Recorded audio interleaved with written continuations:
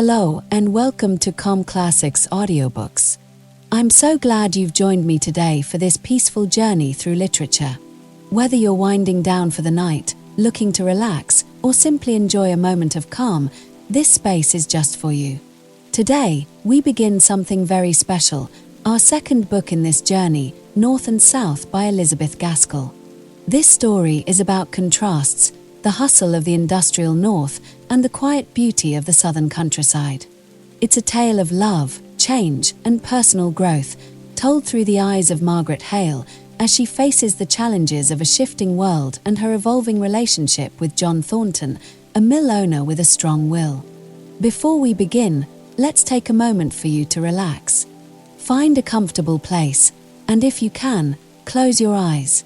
Take a deep breath in, and slowly exhale. Let the tension from your day fade away, and let yourself be fully present. Let go of any distractions, and allow this story to gently guide you into another time, another place. As you listen, let the soothing sounds around you calm your mind, and enjoy the world of North and South. This story is more than just words, it's an experience, and I'm honored to share it with you. So now, sit back, relax, and let the story begin. This is North and South. Let's dive in. Title: North and South.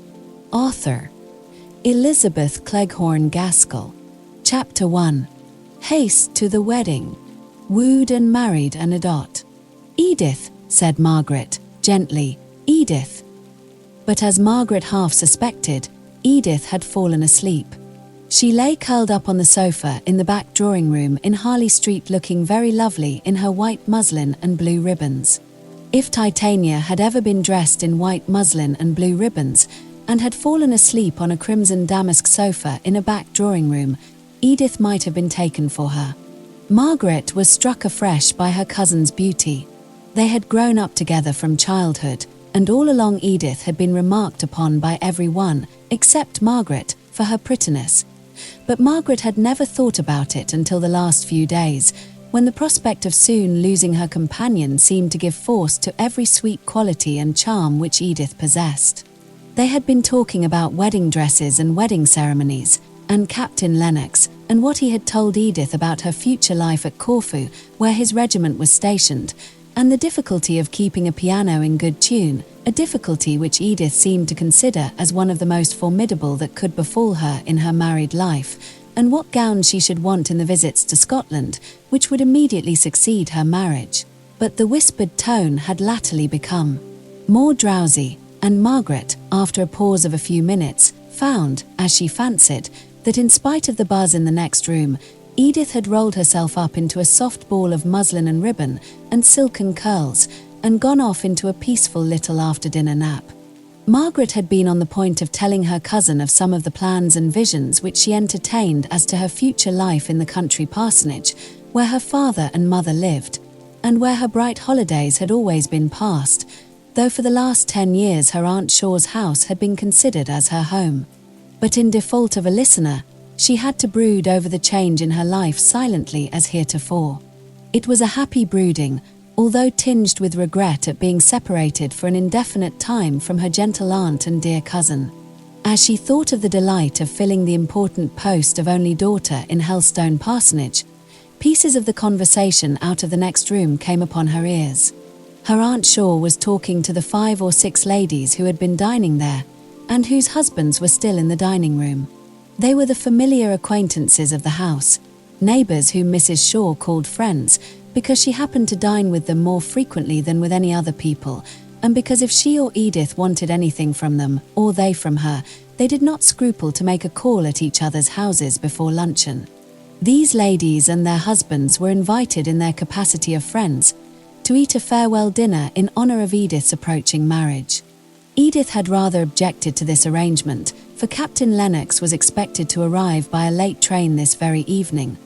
But, although she was a spoiled child, she was too careless and idle to have a very strong will of her own, and gave way when she found that her mother had absolutely ordered those extra delicacies of the season which are always supposed to be efficacious against a moderate grief at farewell dinners.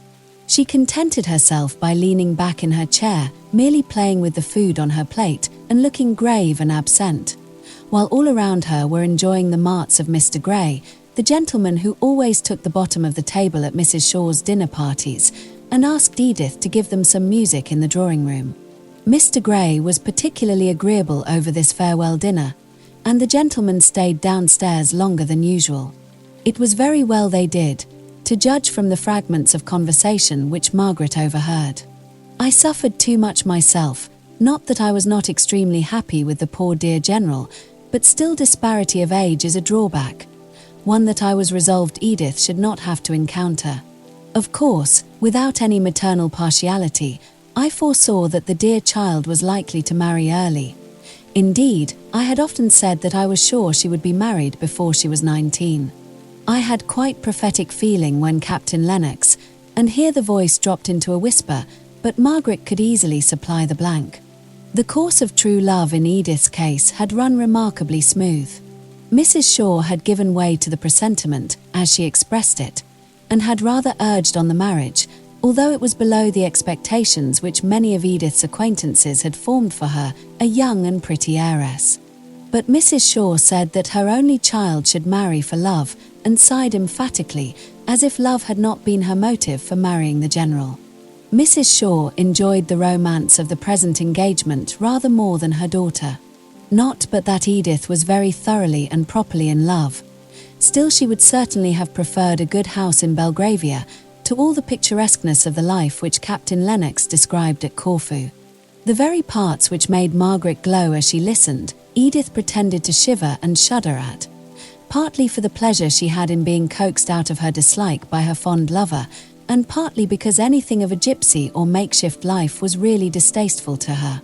Yet had anyone come with a fine house, and a fine estate, and a fine title to boot, Edith would still have clung to Captain Lennox while the temptation lasted. When it was over, it is possible she might have had little qualms of ill-concealed regret that Captain Lennox could not have united in his person everything that was desirable. In this she was but her mother's child, who, after deliberately marrying General Shaw with no warmer feeling than respect for his character and establishment, was constantly, though quietly, bemoaning her hard lot in being united to one whom she could not love. "I have spared no expense in her trousseau," were the next words Margaret heard. "She has all the beautiful Indian shawls and scarfs the General gave to me, but which I shall never wear again." "She is a lucky girl," replied another voice, which Margaret knew to be that of Mrs. Gibson, a lady who was taking a double interest in the conversation, from the fact of one of her daughters having been married within the last few weeks. "Helen had set her heart upon an Indian shawl, but really when I found what an extravagant price was asked, I was obliged to refuse her. She will be quite envious when she hears of Edith having Indian shawls." "What kind are they?" "Delhi, with the lovely little borders." Margaret heard her aunt's voice again, but this time it was as if she had raised herself up from her half-recumbent position and were looking into the more dimly lighted back drawing-room. "Edith! Edith!" cried she, and then she sank as if wearied by the exertion. Margaret stepped forward. "Edith is asleep, Aunt Shaw. Is it anything I can do?"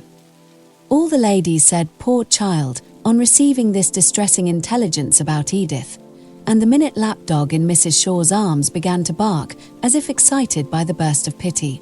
"Hush, Tiny. You naughty little girl. You will waken your mistress." It was only to ask Edith if she would tell Newton to bring down her shawls. "Perhaps you would go, Margaret dear." Margaret went up into the old nursery at the very top of the house, where Newton was busy getting up some laces which were required for the wedding. While Newton went, not without a muttered grumbling, to undo the shawls, which had already been exhibited 4 or 5 times that day, Margaret looked round upon the nursery. The first room in that house with which she had become familiar 9 years ago, when she was brought, all untamed from the forest, to share the home, the play, and the lessons of her cousin Edith. She remembered the dark, dim look of the London nursery, presided over by an austere and ceremonious nurse, who was terribly particular about clean hands and torn frocks. She recollected the first tea up there, separate from her father and aunt, who were dining somewhere down below, an infinite depth of stairs, for unless she were up in the sky, the child thought, they must be deep down in the bowels of the earth. At home, before she came to live in Harley Street, her mother's dressing room had been her nursery, and as they kept early hours in the country parsonage, Margaret had always had her meals with her father and mother. Oh, well did the tall, stately girl of 18 remember the tears shed with such wild passion of grief by the little girl of 9, as she hid her face under the bedclothes in that first night, and how she was bidden not to cry by the nurse, because it would disturb Miss Edith, and how she had cried as bitterly, but more quietly, till her newly seen, grand, pretty aunt had come softly upstairs with Mr. Hale to show him his little sleeping daughter. Then the little Margaret had hushed her sobs and tried to lie quiet as if asleep, for fear of making her father unhappy by her grief, which she dared not express before her aunt, and which she rather thought it was wrong to feel at all after the long hoping and planning and contriving they had gone through at home, before her wardrobe could be arranged to suit her grander circumstances, and before Papa could leave his parish to come up to London, even for a few days. Now she had got to love the old nursery, though it was but a dismantled place, and she looked all round with a kind of cat-like regret at the idea of leaving it for ever in 3 days. "Ah, Newton," said she, "I think we shall all be sorry to leave this dear old room." "Indeed, miss, I shan't for one. My eyes are not so good as they were, and the light here is so bad that I can't see to mend laces except just at the window, where there's always a shocking draught, enough to give one one's death of cold." "Well, I dare say you will have both good light and plenty of warmth at Naples. You must keep as much of your darning as you can till then." "Thank you, Newton, I can take them down, you're busy." So Margaret went down laden with shawls, and snuffing up their spicy eastern smell. Her aunt asked her to stand as a sort of lay figure on which to display them, as Edith was still asleep. No one thought about it, but Margaret's tall, finely made figure, in the black silk dress which she was wearing as mourning for some distant relative of her father's, set off the long beautiful folds of the gorgeous shawls that would have half-smothered Edith. Margaret stood right under the chandelier, quite silent and passive, while her aunt adjusted the draperies. Occasionally, as she was turned round, she caught a glimpse of herself in the mirror over the chimney-piece, and smiled at her own appearance there, the familiar features in the usual garb of a princess. She touched the shawls gently as they hung around her, and took a pleasure in their soft feel and their brilliant colours, and rather liked to be dressed in such splendour, enjoying it much as a child would do, with a quiet, pleased smile on her lips. Just then the door opened, and Mr. Henry Lennox was suddenly announced.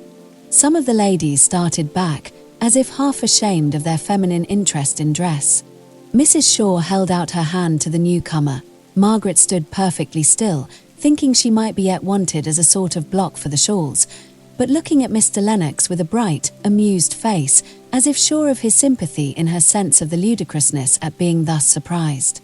Her aunt was so much absorbed in asking Mr. Henry Lennox, who had not been able to come to dinner, all sorts of questions about his brother the bridegroom, his sister the bridesmaid, coming with the captain from Scotland for the occasion, and various other members of the Lennox family, that Margaret saw she was no more wanted as shawl-bearer, and devoted herself to the amusement of the other visitors, whom her aunt had for the moment forgotten.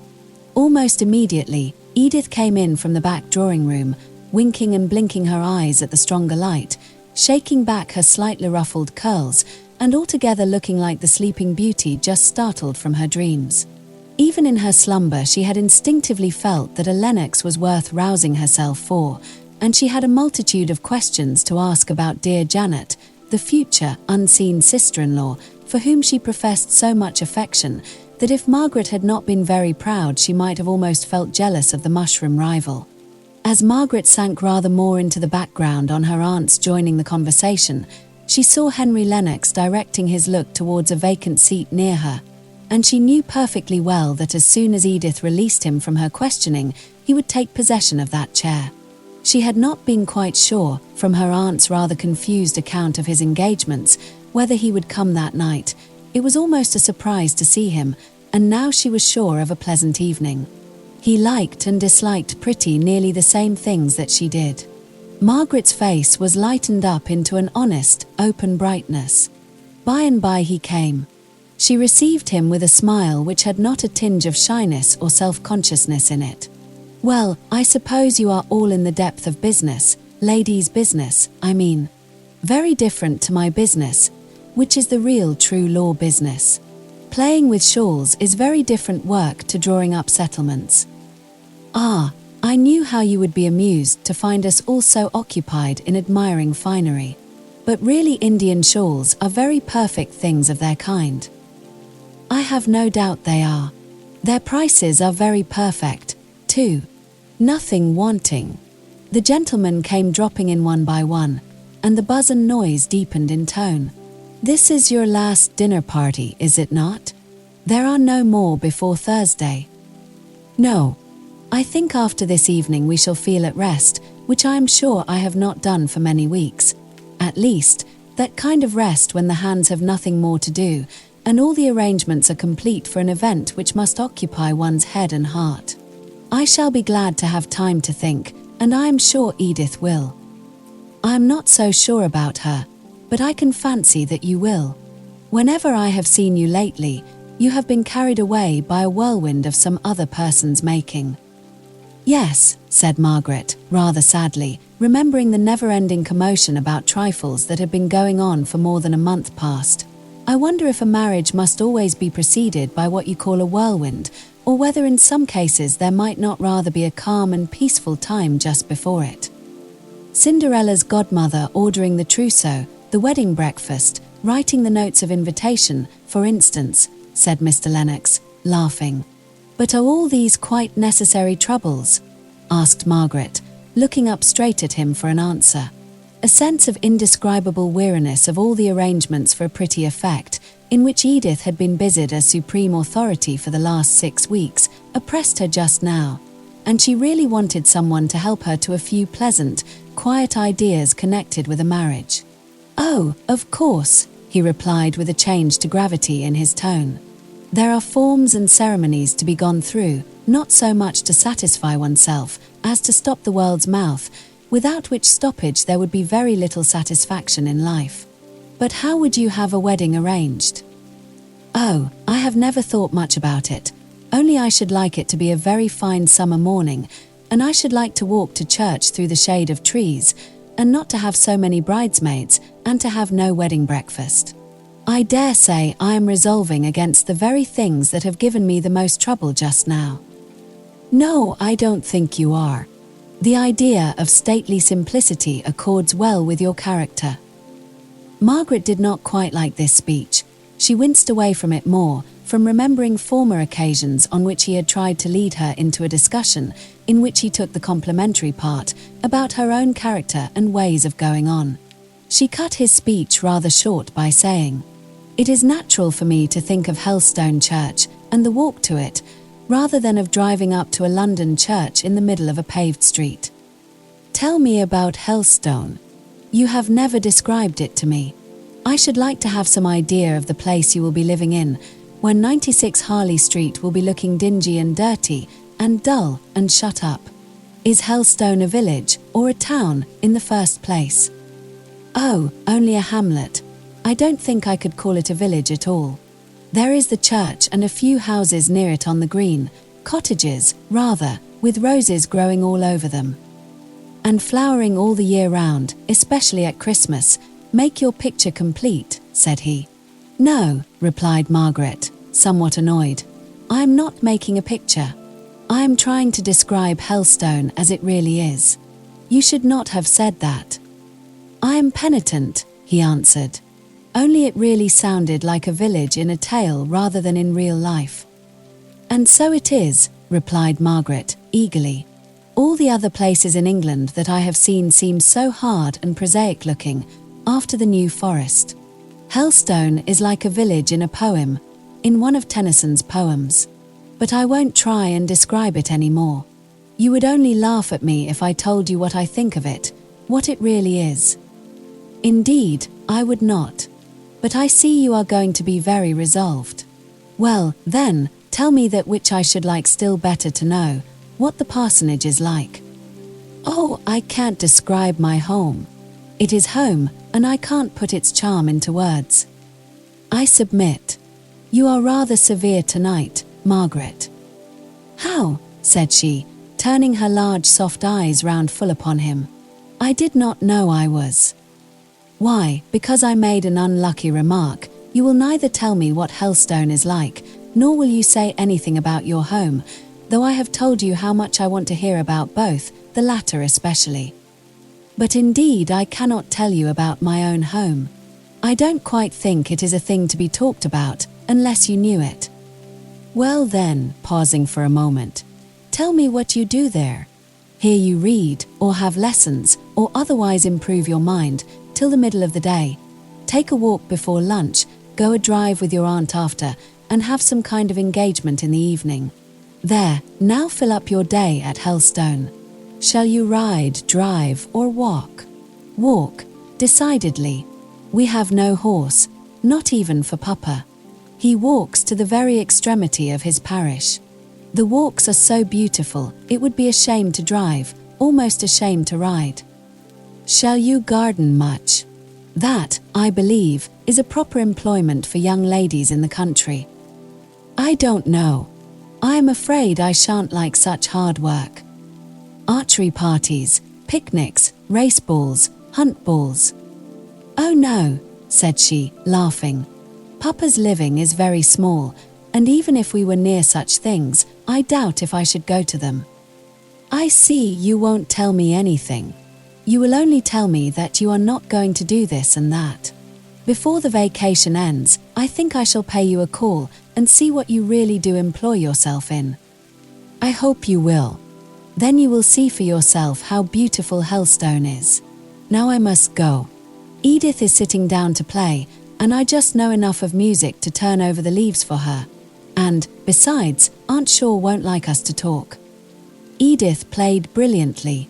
In the middle of the piece the door half opened, and Edith saw Captain Lennox hesitating whether to come in. She threw down her music and rushed out of the room, leaving Margaret standing confused and blushing to explain to the astonished guests what vision had shown itself to cause Edith's sudden flight. Captain Lennox had come earlier than was expected, or was it really so late?